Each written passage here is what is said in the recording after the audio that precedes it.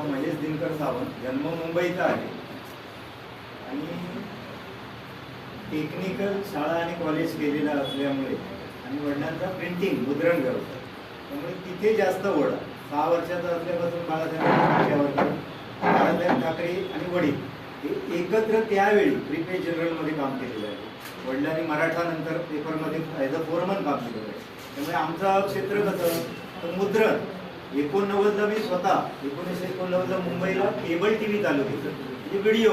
नंतर 91ला डिश आल्या. म्हणजे आमचं क्षेत्र पूर्ण वेगळं. पण लहानपणी 12-15 वर्षाचा असताना बेताब पिक्चर बघितलं सनी देओल, आणि त्या पिक्चरमध्ये जसं तो हिरो फार्म हाऊसमध्ये राहतो निसर्गामध्ये, तर डोक्यात एक रजिस्टर झालं त्या वयामध्ये की आपल्याला हे आयुष्य आवडते. कारण मला ना संसार माणसं यांच्यापासून लांब राहायला आवडते. जंगलात म्हणा कुठे म्हणा तर ते बरं वाटते. आणि तसंच आमचं क्षेत्र पंजोबांनी 1918ला 200 रुपयात 36 एकर शेती घेऊन ठेवलेली होती. तर ती अशीच, आणि तिथे आम्ही कसं हे केलेलं आहे त्याला, म्हणजे कॉपीराईट असते बघा, ती जमीन विकायची नाही कधीच. ती क्षेत्र असल्यामुळे 90ला वडिलांबरोबर इथे आलेलो, तेव्हा 20 वर्षाचा होतो. आणि तेव्हा पहिल्यांदा आम्ही 400 झाडं लावली. आपूसची झाडं लावली, स्वतः बैलगाडी केली. त्यावेळी 3 वर्ष इथे राहिलो, 91, 92, 93. पण आमच्याकडे देवगड क्षेत्रामध्ये काय आहे, वनव्याचा प्रॉब्लेम, त्यामुळे ती झाडं जळून गेली.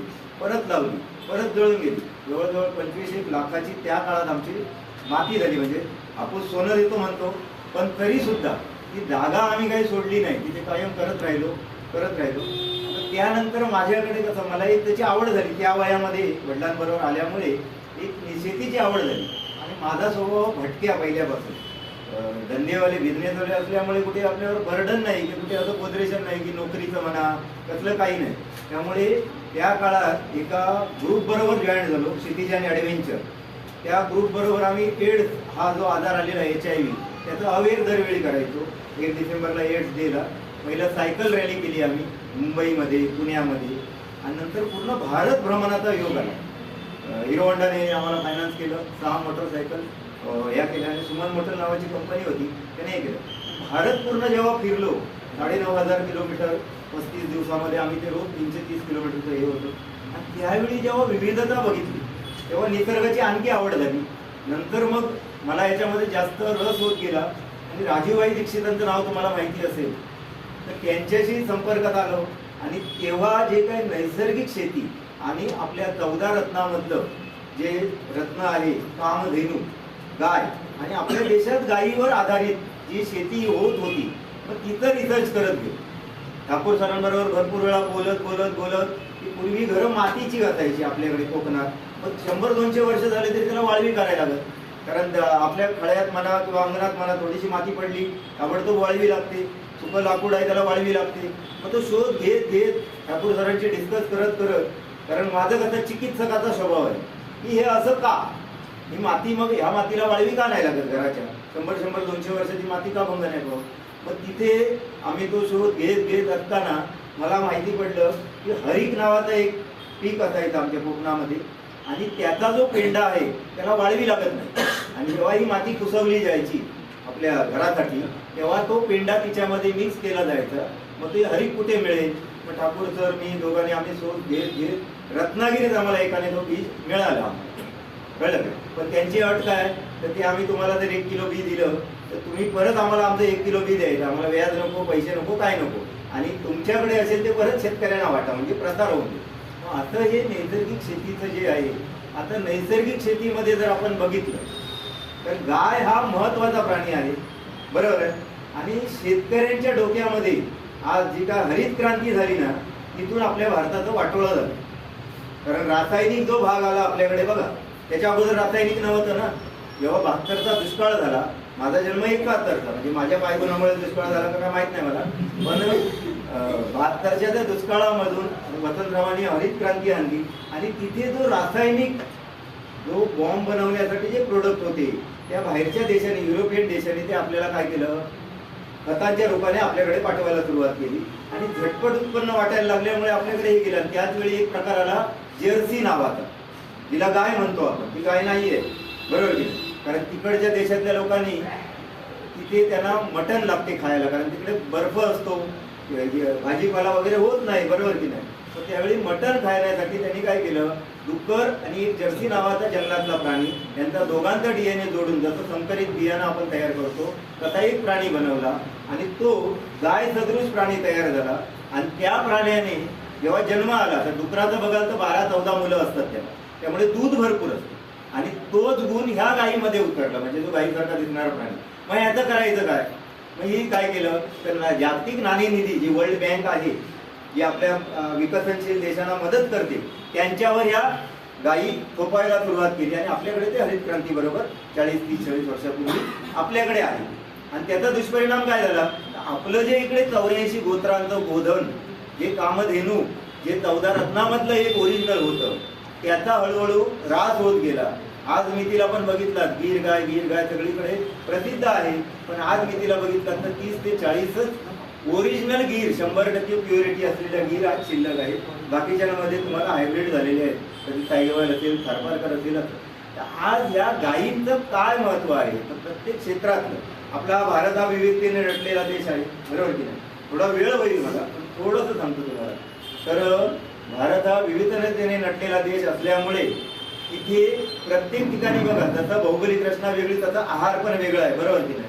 पण त्याप्रमाणे तिकडचा गोवंश पण वेगळा होता आणि त्या ठिकाणी तो सूट होत होता आणि तिकडचा त्याला फायदा होता. लक्षात आलं तुम्हाला. आता हा जो गोवंश हा कमी होत चालला. आज तुमच्या माहितीसाठी सांगतो, माझ्याकडे जून 2025ला 56 गुरं होती. किती होती? 2017ला मी 4 वासरांपासून सुरुवात केली, एकही विकत घेतलं नाही. मी 0 बजेट आहे, कळलं काय. कारण माझे काका एक आहेत, अब्जोपती आहेत, 4000 कोटीचे मालक आहेत. त्यांनी लहानपणी माझ्या डोक्यावर हात ठेवलेला आणि सांगितलं की कुठचाही धंदा करताना एकही पैसा स्वतःचा इन्व्हेस्ट करायचा नाही आणि कुठेही कर्ज घेऊन धंदा करायचा. लक्षात आलं तुम्हाला. म्हणजे काय होते, तुम्हाला पैसे आपले घातले गेले तरी काय नाही, आपला माणूस आळशी आहे खूप, बरोबर की नाही, किंवा महाराष्ट्रीयन पण पकडलं. तर त्यासाठी काय केलं, ते शेतीमध्ये गायीचा जो वापर आपल्याला करायचा होता त्यावेळी तो हळूहळू बंद झाला, बरोबर आहे. आता या आपल्या डोक्यात सगळ्या ज्या कृषी विद्यापीठे असतील किंवा काही जे असतील त्यांनी काय घातलं डोक्यात की जमिनीत खतं घाला, बरोबर आहे. तर पहिल्या आधी लक्षात ठेवा, झाडांची मुळं कुठचंही अन्न बनवत नाही, हे पहिलं डोक्यात ठेवा, बरोबर आहे. अन्न कोण बनवते, तर पानं बनवतात, बरोबर आहे की नाही. मग मुलांना काय अन्नाची गरज आहे का. अच्छा, खत बनवणारा घटक निसर्गानेच आपल्याला दिलेला आहे. तो कोणता घटक आहे, तर गांडूळ, बरोबर आहे. तो 15 वर्ष जगतो, तुमच्याकडनं एकही रुपया न घेता 15 फूट जमीन होतो, बरोबर. आणि त्यामध्ये पावसाचं पाणी जिरवतो, बरोबर. आणि त्याच वेळी त्या मातीला सुपीक करून खतरूपी विष्ठा वर टाकतो, म्हणजे खत तुमच्याकडे तयार होते की नाही. जर 1 एकरला पुरेशी गांडूळ असली तर 5 ते 6,000 टन, म्हणजे 5 ते 6 टन गांडूळ खत तिथे तयार होते. म्हणजे खताची गरज आहे का. म्हणजे गांडूळाचं अन्न फक्त आपल्याला तिथे द्यायचं आहे वनस्पती. लक्षात आलं. मग ते अन्न जर दिलं आपण ना, मग ते कसलं, तर त्याच वनस्पतीची जी काष्ठ रूपाने जे अवशेष आहे तेच जर तिथे दिले तर तिथे होतात, बरोबर आहे. आणखी त्याला अन्न म्हणून काय लागते, तर शेण, बरोबर आहे. मग शेणासाठी आपल्याला देशी गाय पाहिजे ना, कारण देशी गायीच्या आतड्यामध्ये या 84 लक्ष योनी आपण ऐकतो बघा, योनी आहेत 84 लक्ष योनी, त्यातल्या 40 लक्ष योनी या फक्त आणि फक्त देशी गायीच्या आतड्यामध्ये आहे. देशी गायीच्या आतड्याची लांबी 108 फूट आहे, म्हणजे आपल्या अध्यात्माचे किती जुळलेलं आहे बघा. आणि हे जे 40 लक्ष योनी ज्या देशी गायीच्या आतड्यात आहेत ते सगळे आपल्या शेतीला पूरक सगळे बॅक्टेरिया आहेत तिच्यामध्ये. म्हणजे रायझोबियम आहे, कळलं काय, ट्रायकोडर्मा आहे, असे विविध वेगवेगळे जे घटक आहेत.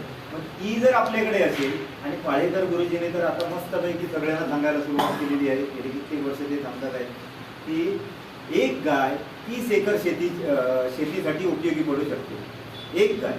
मग मला सांगा, आपण काय हे उगाच शेतीवर एवढा उगाच खर्च करतोय, फुकटचे रासायनिक हे करतोय. आता मगाशी जेव्हा विषय निघाला, ठाकूर साहेबांनी सांगितलं आंब्याचा थ्रिप्स, हा थ्रिप्स आला कधी, आता फक्त हार्डली 6-7 वर्षापूर्वी हा थ्रिप्स नावाचा प्रकार आला. हा नव्हता का, तर होता. प्रत्येक गोष्ट असते, जसा कोविडचा जो व्हायरस आहे, कायमचा आहे तो. पण त्रास कधी होतो? जेव्हा तुम्ही निरोगी नसता. बरोबर आहे. आता बघा, सगळ्या मनुष्य प्राण्यांमधून मिलिटरीमध्ये फक्त सिलेक्टिव्ह लोकांनाच घेतात ना. म्हणजे ज्यांना तापून ठोकून जे तिथे उभे राहू शकतात, तिकडे त्रास सहन करू शकतात, म्हणजे निरोगी आणि सशक्त असतील, त्यांनाच मिलिटरीमध्ये घेतात. पण तशीच जर झाडं तुम्ही बनवली, तुमची जमीन बनवली, बरोबर आहे, तर कुठचा रोग त्याच्यावर येणार आहे का? कारण आंब्याच्या झाडावर जर बघितलात तर 126 प्रकारचे कीटक असतात आंब्याच्या झाडावर. त्यातले 5-7 आपल्याला त्रास देतात आहेत. मग त्यातले आता या रासायनिक शेतीमुळे दुय्यम जे कीटक होते, म्हणजे पिट्या ढेकून वगैरे जे होते, ते पण आज जास्त त्रास देतात आहे. बरोबर. आता थ्रिप्सवर एक साधा उपाय सांगतो आणि मी माझं थांबवतो, कारण 250 गुरं आज माझ्याकडे झालेली आहे. पालकमंत्र्यांनी यावेळी स्ट्रिक्टली सिंधुदुर्गामध्ये गोहत्या बंदीवर स्ट्रिक्टली केल्यामुळे, तेव्हा हे महेश संसारे साहेब आमचे गोपालक संघाचे अध्यक्ष आहेत. गेले 8 वर्ष आम्ही बांधतोय. आमचा संघ होत नाही आहे, कारण देशी हा शब्द आपल्या संविधानात लिहायला विसरलं गेले. बरोबर की नाही? किती ठिकाणी आम्ही गेलो विचार होत नाही, म्हणजे देशी हा शब्दच नाही आपल्याकडे. दूध संघ, तर तिथे आज ही जी थ्रिप्स ह्या आजाराचं फक्त सांगतो, कारण जास्त डोक्यात सगळ्यांच्या झालेल्या आहे आणि सगळ्याला आहे. साधं तुमच्याकडे असलेली जंगली जी काय वनस्पती असेल, एवढे कडू, बरोबर आहे, म्हणजे कडू जी झाडं असतात बघा, काजरा असून दे, कडुलिंब असून दे, लक्षात आलं तुम्हाला, त्यांची सगळी जी काय सुक्या फांद्या जमा करायच्या, त्यांना जाळायचं, बरोबर आहे, आणि त्यांची जी राख आहे, राख लक्षात आलं तुमच्या, की 2 ते 5 किलो राख 24 तासासाठी 200 लिटर पाण्यामध्ये त्याची मोठळी करून ठेवा. बरोबर आहे. आणि तिचा जो अर्क त्याच्यामध्ये तयार होईल तो तुमच्या झाडांवर फवारून बघा. मी देवगड वळीवंडे इथे आहे, इथेच आता कायम राहणार आहे. मी आता भटकायचं बंद केलं आहे, कारण गायींबरोबर असतो, माझ्या बायका मुलांबरोबर पण नसतो, कळलं काय? त्यामुळे तिथून मी जाऊ शकत नाही. आता आज इथे यायचं म्हणून मी 3 वाजता उठलो, त्या सर्व गुरांचं केलं. ती पण मला बोलायला लागले, काळोखात खय जाऊ आम्ही आता, कारण उजेड झाल्यावर जायची ना रोज. मला 9-10 वाजता तिथे तुमचं करेपर्यंत 4 वाजल्यापासून, तर ती तरी पण मी धावत आलोय, कळलं काय? आणि जाऊन देत का, ते शेतकरी भेटणार आहे. ठाकूर सरांचा पहिलाच इथे आज सुरुवात होते आहे, त्यांना पण शुभेच्छा द्यायला पाहिजे. कारण आमच्या गावामध्ये गेली 25 वर्ष ते शिकवतात आहेत आणि त्यांची जी धडपड बघितली आहे तिथे, कळलं काय, ती फक्त आम्हीच जवळून बघितली आहे, कारण आम्ही त्या गावातले रहिवासी असल्यामुळे. लक्षात आलं. आणि असं काहीतरी होते, त्यासाठी मी वेळ काढून आलो. तर मी जात पण नाही कुठे, विचारा संसारे साहेबांना पण माहिती आहे, कळलं. तर त्या थ्रिप्सवर त्याची फवारणी करून बघा. सगळ्या पिकांना थ्रिप्स लागतोय. आता थ्रिप्सचा त्रास सगळ्या पिकांना होतोय, बरोबर काय? चुकीचं आहे सांगा मला तुम्ही. आणि त्याचा बागुलबुवा करून रासायनिक मध्ये प्रॉब्लेम काय आहे माहिती आहे, की एकच औषध वारंवार रिपीट करायचं नसते त्या सीझनमध्ये. आपल्या शेतकऱ्यांना काय आहे, ब्रँड माहिती आहे, कॉम्प्युटर, राऊंडअप, बायर, पण कंटेंटवर लक्ष देत नाही. प्रत्येकाला सबस्टिट्यूट विद्यापीठाने दिलेली आहे की इमिडाक्लोप्रिड पहिलं मारलं तर नंतर लॅम्बडा घ्या, असं प्रत्येकाला दिलेलं आहे सबस्टिट्यूट. पण ते समजत नाही शेतकऱ्यांना आणि रिपीट करतात. त्यामुळे काय होते, ते एडिक्ट होतात जे कीटक आहेत. लक्षात आलं तुम्हाला. आणि ते एकदा त्यांनी त्याची प्रतिकारशक्ती वाढवली की ती औषधं आपल्याला उपयोगी पडत नाही. लक्षात आलं. एवढं बोलून मी थांबतो. बोलण्यासारखं भरपूर आहे, पण आपल्याकडे वेळ थोडा आहे. धन्यवाद.